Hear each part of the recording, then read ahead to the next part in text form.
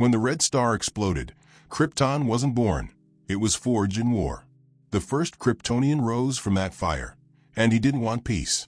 He wanted a throne. He wanted every star to kneel. Superman was never told this history because it was meant to stay buried. But the first Kryptonian didn't die. He waited. Now he's returned, stronger than every Kryptonian ever born. And Superman is the price the universe must pay. The star died screaming. It wasn't a quiet cosmic death like the others. The red dwarf collapsed inward, folding space with a scream that bent gravity itself. Across the void, no one heard it, no one, except the one world cursed enough to orbit its dying breath. That world didn't have a name. It was a frozen wasteland of iron storms and black mountains, orbiting the star's last flickers. But as the star collapsed, its core cracked open, and something older than light spilled out. A force unmeasured by science, unclaimed by gods. Not light, not heat. Something else. Something alive. The Seraphim were the only sentient species on that world. Cold-blooded scientists who had long given up emotion for logic. They survived on reason, on equations, on fusion-powered tunnels under the planet's crust. They did not believe in miracles, but they feared extinction. And extinction was coming. The red star's collapse was predicted, charted, calculated. But the aftermath wasn't. The eruption of K-energy, a living, adaptive quantum force, began warping the planet's tectonics, fusing organic and inorganic matter. What once was rock began to breathe. What once was metal began to grow veins. To save themselves, the Seraphim made a choice. They harvested the energy, stored it, injected it into their next generation of children.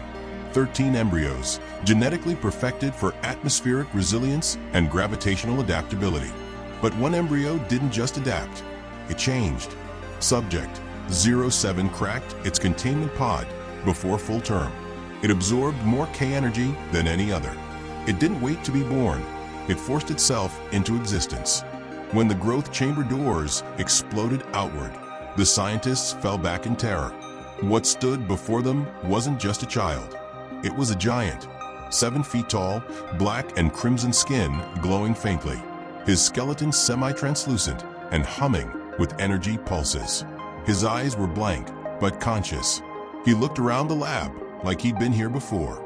He didn't speak for 7 days. On the 8th, he looked at the stars, pointed to the dying red light in the sky, and said the first words ever spoken in Kryptonian. That was mine. They named him Kal-El, he who inherits fire. And in the beginning, they worshipped him. He could survive in temperatures that melted steel. He didn't need food or rest. He could breathe the thin, unstable upper atmosphere. He walked unprotected through zones the Seraphim could only enter with heavy suits. He didn't age, and he learned fast, too fast. He began to replicate their technology by watching it once. Within months, he was improving it. He built constructs powered not by nuclear cells, but by himself. His own blood was more efficient than their reactors. The Seraphim saw salvation, but Kal-El saw ownership. He asked why they still lived underground, why they still hid from the storms, why they feared the world above. They said, "It is not stable." He said, "Then I will stabilize it." They said, "You are one of us." He said, "I am what comes after you." They called it arrogance, but they were wrong. It was destiny. Within 1 year, Kal-El had taken over the upper cities, building atmospheric stabilizers and planetary shields using tech the Seraphim couldn't even understand. He declared himself the Prime of Krypton, for he had renamed the world Krypton, meaning born of red fire. Then came the first storm. A solar flare from the dying red star hit the planet's upper atmosphere. Without warning, it cracked the shields and exposed the cities to raw cosmic radiation. Thousands died, all except Kal-El. He stood in the middle of it, absorbing it, laughing, letting the radiation melt the earth around him. When it was over, he was glowing like a star fragment. And that night, he didn't hide his thoughts anymore. He stood atop the tallest tower in the ruined city and spoke across every frequency the Seraphim used. "You made me to survive your extinction. But I was not made to survive. I was made to replace. You are not my creators. You are my warning. Panic spread. A few scientists tried to reason with him. Some tried to stop him. Most fled. But one didn't. Her name was Lyra Ven, the last Seraphine to oppose him not with weapons, but with knowledge. She had overseen his embryo design. She knew more about K-energy than anyone alive. And she had a secret. While others ran, she stayed behind in the collapsed energy labs. She ran simulations. She tested fragments of energy AEL core had shed. And what she discovered changed everything. K-energy had a harmonic frequency, one that could amplify life or cancel it. In the deepest core of the planet, where unprocessed K-energy still pulsed from the old star, she forged something new. A stone that vibrated in reverse phase. Something opposite to AEL core's biology. She named it Kryptonite. It was a prototype. Rough, imperfect, but enough. When AEL core came to her chambers, floating above the floor like a god lit from within, she didn't bow. She held the stone in her palm. He flinched. Not much, but enough to prove the truth. You would betray me, he said, voice rumbling like tectonic plates. I would correct you, she replied. He reached forward. The kryptonite pulsed, and his hand cracked open. Screaming, AEL core blasted the chamber in pure K energy, but the stone protected her. Enraged, he turned on the planet itself. If Krypton would not kneel, then it would break. He began building the K-core, a reactor that fed directly off the planet's own molten energy veins. Once powered, it would allow him to remake Krypton's entire crust, oceans, and sky in his image. No more storms, no more weakness. A world built for him, by him. Lyra Ven had one option left. She broke into the planetary archives and overrode the K-core failsafe. Her override would cause the core to overheat, not instantly, but enough to trigger a slow chain reaction. And then she vanished. As the energy built underground, AEL core rose above Krypton, hovering in the sky, arms wide, his voice echoing into space. This is not evolution. This is reclamation. His body began to glow. His cells ignited. The core beneath him cracked. And the world broke. Not into pieces, but inward. The crust liquefied. Gravity warped. The atmosphere split into layers. And from that collapse, a new planet was born, shaped by fire, gravity, and raw K-energy. When the dust cleared, AEL core was gone, buried in the center of the new world, sealed in crystal, preserved like a secret. And Krypton, the real Krypton, had finally been born. But deep in his heart, a god slept, dreaming not of peace, but of revenge. The world moved on. Krypton thrived. But its people had forgotten what it cost to be born. Generations passed. The Seraphine name faded into mythology. The true history was sealed beneath layers of political control, rewritten into clean lines of heroic origin. Krypton was called the jewel of the galaxy, the perfect civilization of logic, peace, and power. But nothing built on a lie stays perfect. They said Kryptonians were gifted by the stars, that their strength, intellect, and evolution were the result of pure science and divine planetary energy. They praised the High Council, worshipped Ra, and trained their children in the arts of restraint. But below all that, deeper than the libraries and chambers of science, something pulsed. The core of the planet still hummed. Lyra Ven was erased from all records. No monuments, no memory. AEL core was never mentioned again. Only a few cryptic phrases survived, spoken in whispers by the oldest of House L's guardians. The Prime sleeps beneath us. If he ever awakens, we all burn again. No one listened, not even Jor-El. He was the last great scientist of Krypton, but even he didn't know the full truth. The planetary quakes, the strange energy spikes, the unexplained gravitational shifts. He thought they were symptoms of collapse. In a way, they were. But not from decay, from resurrection. The tremors were heartbeat signals. The K-core wasn't dead. It was dreaming, in the deepest chasm of the planet, shielded by crystal layers no drill could pierce. The suspended body of Kal-El floated in stasis, frozen in time, yet shifting slowly, second by second. Energy moved across his skin like lightning trapped in glass. His eyes, closed for 10,000 years, twitched once. Then, again. Kal-El was waking up. The core reacted violently. Radiation surged. Cracks formed across ancient chambers. One by one, failsafes failed. Every sensor hidden beneath Krypton's surface, sensors no one even remembered, began to activate. Jor-El noticed the changes. He activated a secret AI protocol buried in the El family archives. One only meant to be triggered in case of planetary extinction. But it didn't show him seismic charts. It showed him her face, Lyra Venn, her last message, her last warning. A hologram shimmered into life, blurry and unstable, flickering between static and sharp detail. She looked nothing like the Kryptonians of Jor-El's time. Her skin was scaled. Her eyes glowed silver, but her voice carried urgency like fire. If this recording reaches you, Krypton is not dying. It is remembering. He is returning. His name is Kal-El, and he is not your ancestor. He is your reckoning. Jor-El stared in silence. Behind her, in the flickering hologram, floated an image of the core prison. Kal-El, suspended, covered in threads of energy like vines, eyes closed but fists clenched. Jor-El downloaded the entire file and locked it behind triple encryption. He didn't tell the council. They would mock him. He didn't tell Lara, his wife. It would break her heart. He told only the one who would carry the legacy forward, his son. But not right away. Kal-El was only a baby then. Fragile, curious, innocent. The chaos above was already enough. The planet's gravity was destabilizing, its orbit shifting. Everyone was obsessed with the coming implosion. No one realized what was rising before the end. The day Krypton died, the energy eruption wasn't natural. It wasn't because of age or miscalculation. It was because Kal-El broke free.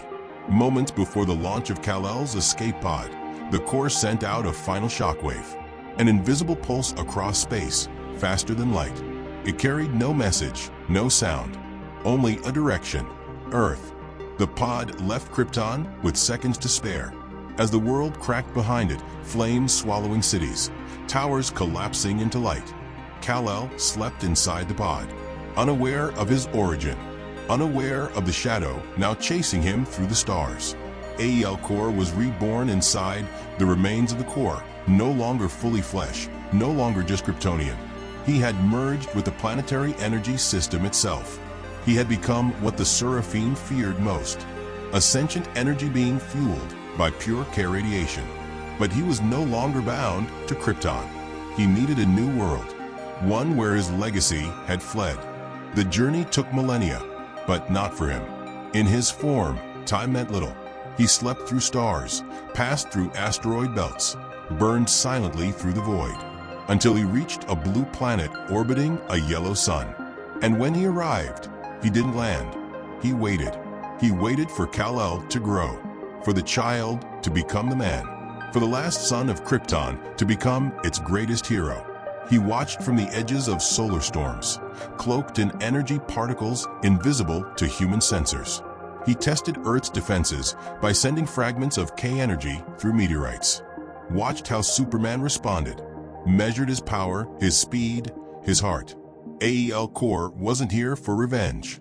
He was here for claim. Krypton was dead, but its legacy lived in one being, one name, one symbol: Superman. And Kal-El didn't want to destroy him. Not yet. He wanted to understand how Kal-El had taken everything, the power, the hope, the name, and used it for protection instead of domination. You waste what was meant to rise. Kal-El whispered from the sun's edge. The voice traveled across light, across atoms, until one day Superman heard it, faint echoing, inside his own cells. Not words, just feeling. A storm building, a presence watching. Clark tried to ignore it. He searched the fortress, asked Jor-El's AI. But even the fortress trembled at the name buried in its oldest memory blocks. Kal-El, the prime Kryptonian. Superman had faced gods, monsters, doomsday itself. But this was different. This wasn't alien. This was ancestral. And then he came. One night, above Earth's atmosphere, a second red star appeared beside the moon. Not a sun, not a satellite, a being, burning crimson, formed of shifting light and metal. His body outlined in the same symbols Clark had seen in the fortress, Kryptonian, but ancient. Kal-El descended not with anger, but silence. Superman rose to meet him. When their eyes met, no words were needed. The blood of a forgotten empire flowed through both of them, but in opposite directions. One born to protect, one born to replace. And Kal-El spoke only once. You wear my legacy, and you don't even know what it cost to build it. Then he moved, not with fists, but with gravity. The skies split open. Storms formed above every continent. The sun dimmed. Superman's skin shivered with the same energy that made him strong, now trying to break him from the inside out. And in that moment, Kal-El understood. This wasn't just a fight. This was a declaration of inheritance. The first strike wasn't seen. It was felt. Birds collapsed mid-flight. Satellites lost orientation. Oceans pulled slightly to the left, then snapped back like they'd been yanked by invisible strings. And Superman, the man who could withstand the vacuum of space, who had tanked black hole-level pressure, dropped from the sky like something had pulled his soul down through his spine. Kal-El never touched him. He didn't need to. The wave that hit Earth wasn't kinetic. It was a gravitational echo, generated by the movement of Kal-El's own energy matrix, a subtle distortion of reality itself. One micropulse from his core, and every cell in Superman's body lit up like it was being unmade. Kal-El gasped for air that wouldn't come. This wasn't a fight of fists. It was legacy versus legacy. Kal-El hovered above Earth's stratosphere, his body surrounded by a crimson halo. Not flame, not radiation. It was raw K-energy stabilized by something the world had never seen. A biological suit of shifting, semi-sentient plasma that bent around him like armor, but moved like liquid light. He was built from Krypton's first scar. He was what Krypton was before restraint, before morality, before hope. Superman pushed through the pain. His heartbeat synced with Earth's magnetic field, grounding himself. He launched upward with a sonic boom that shattered cloud lines across 5 countries. He closed the distance between him and Kal-El in under 3 seconds. But he didn't land a single blow. Kal-El's body blinked, and Superman passed right through him. Then came the second hit. A soundless pulse dropped the temperature of space by several hundred degrees. Superman froze mid-motion, suspended, locked inside a gravitational prison that reacted to his bioenergy in real time. Kal-El stared into his eyes. You don't even know what you are. Your people deluded themselves. They built libraries and laws. I built a world. Superman clenched his jaw, fist still crackling with sunlight. You built a nightmare. Krypton was reborn because you failed. Kal-El's face didn't change, but his aura did. And for the first time, Superman felt fear. Not fear of death. He'd faced that. This was worse. This was the fear that came from knowing you weren't just outmatched. You were outpurposed. Like a sword forged for war, being used to plant flowers. Kal-El whispered one word, return. And Superman dropped again, slammed through atmospheric layers, ripping through thunderclouds and ozone fields, his body trailing blue flame as he hit the upper ocean with enough force to trigger tsunamis on both hemispheres. Earth shook, and still he stood up. Blood dripped from his mouth, not because his body was broken, but because something deeper had cracked. Back in the Fortress of Solitude, alarms screamed across systems older than Earth itself. Jor-El's AI struggled to interpret what was happening. The crystalline matrix began pulsing in patterns not seen since Krypton's fall. The core responded. A signal deep in Earth's mantle pulsed back. A dormant K-energy relic buried beneath tectonic plates reawakened. Unknown to anyone, not even Clark, a fragment of the original K-core had traveled with Kal-El's pod. It had slept. Until now. Now it recognized AEL Core's return, and it responded to him like a loyal beast hearing its master's voice. Earth wasn't just in danger, it was being converted. Subtle shifts began in the crust. Magnetic fields warped slightly. Certain metals began changing at the molecular level, adapting toward Kryptonian resonance. Rain started to carry faint traces of crystalline dust. AEL Core wasn't conquering Earth by force. He was rewriting it, one element at a time. And Superman? He was the last line between this world and a new Krypton. Clark launched again, slower this time, not because of injury, but calculation. He adjusted his cells, diverted solar energy to his nervous system, and pushed into the upper spectrum of his power. He reached AEL Core just in time to see him splitting. Multiple energy projections launched from AEL Core's body. Clones, not physical but radiant, each one mimicking a Kryptonian's heat vision, strength, and flight. They attacked in every direction. Superman fought 3 at once, dodging one blast, tanking the next, striking the third through the head. It dissolved into nothing. He destroyed another, then another, but more kept forming. AEL Core watched unbothered.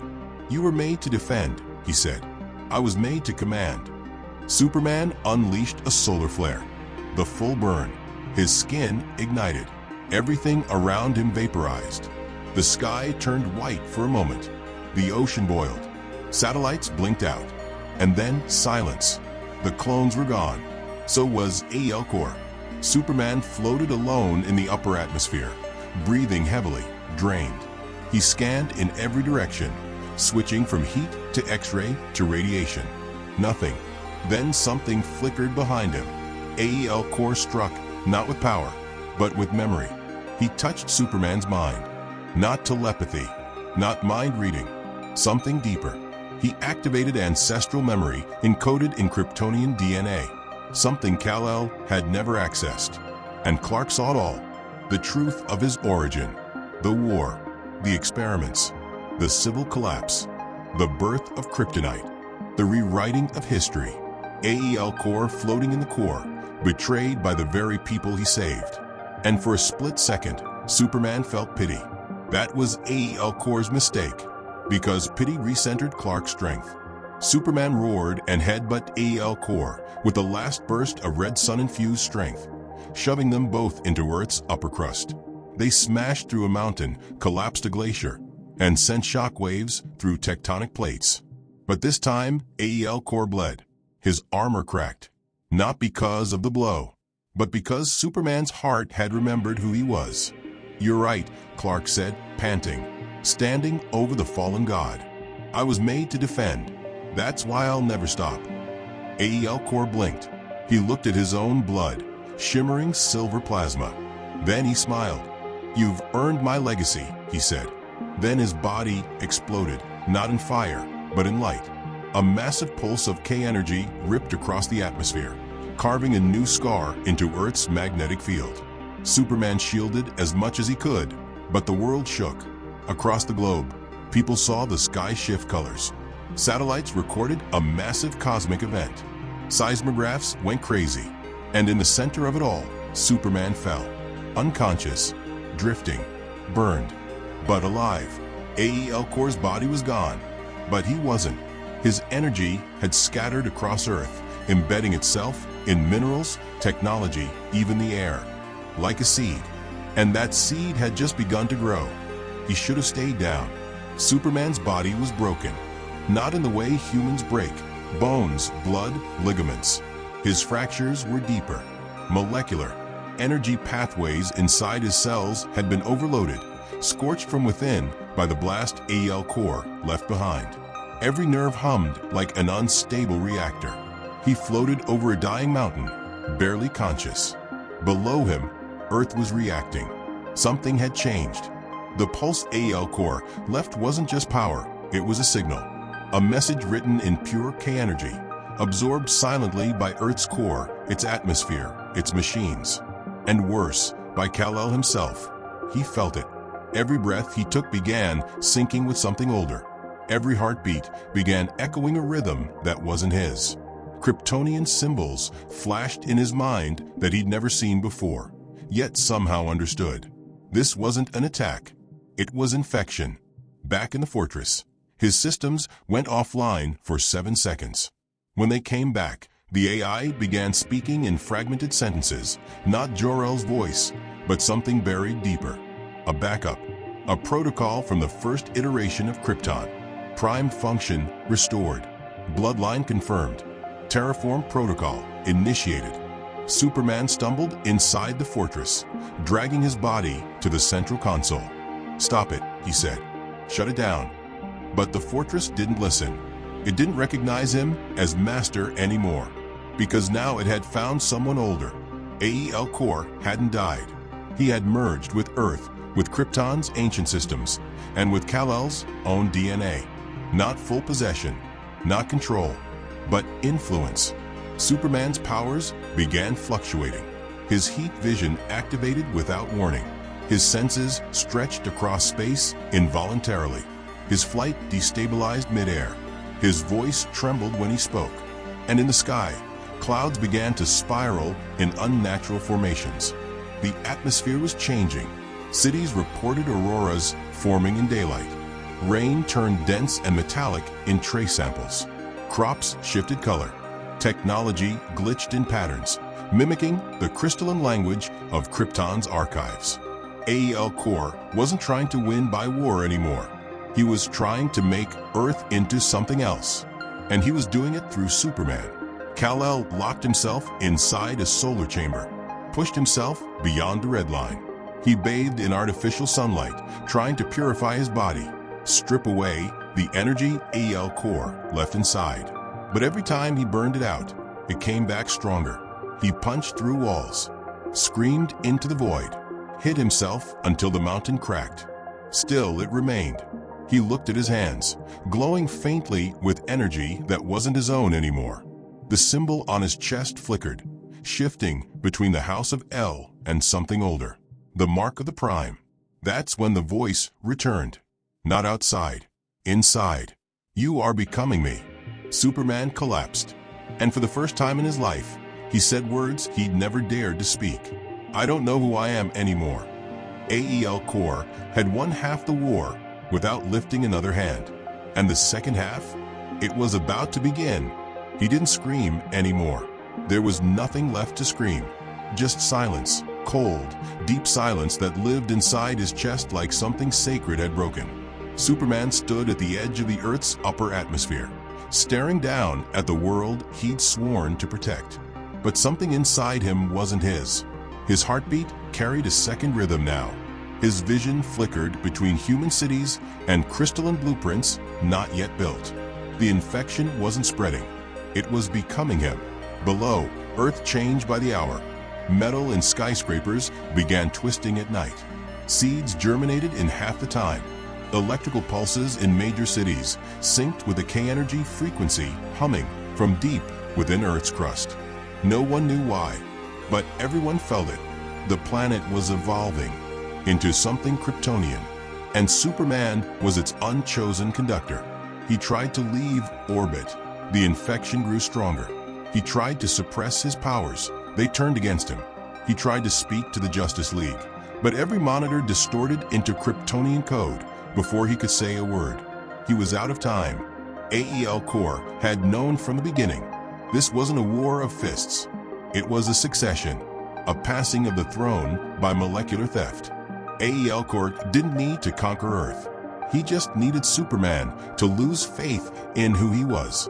But he hadn't counted on one thing. Kal-El still remembered his mother's voice. Not Lara, Martha. He returned to Kansas, silent, unstable, glowing with energy no Earthborn tech could suppress. The field was empty. The wind was still. But when he stepped on that familiar ground, something broke, not in his body, but in the influence trying to rewrite him. Because Krypton never taught him love. Earth did. He whispered, "I'm not your legacy," to the voice inside him. And it answered, "You are everything I built. You carry my name. You are the last shape of my design." Kal-El knelt to the dirt and burned it, not in rage, in release. He plunged both fists into the ground and unleashed every last drop of solar energy still inside his body, not as a weapon, but as a counter-frequency. The radiation that once made him a god now pushed through the atmosphere like a scream of defiance. He forced Earth to remember what it was before Krypton touched it. The sky exploded in color. The energy signature reversed, and AEL core howled, not from above, but within. Superman's veins lit up. His symbol burned off his chest. His cape disintegrated, but he kept going, pushing deeper, letting go of Krypton, of legacy, of himself. The blast cratered the land. The infection shattered. And when it was done, Superman collapsed in the middle of the field he was raised in. No suit, no powers, no godhood, just Clark.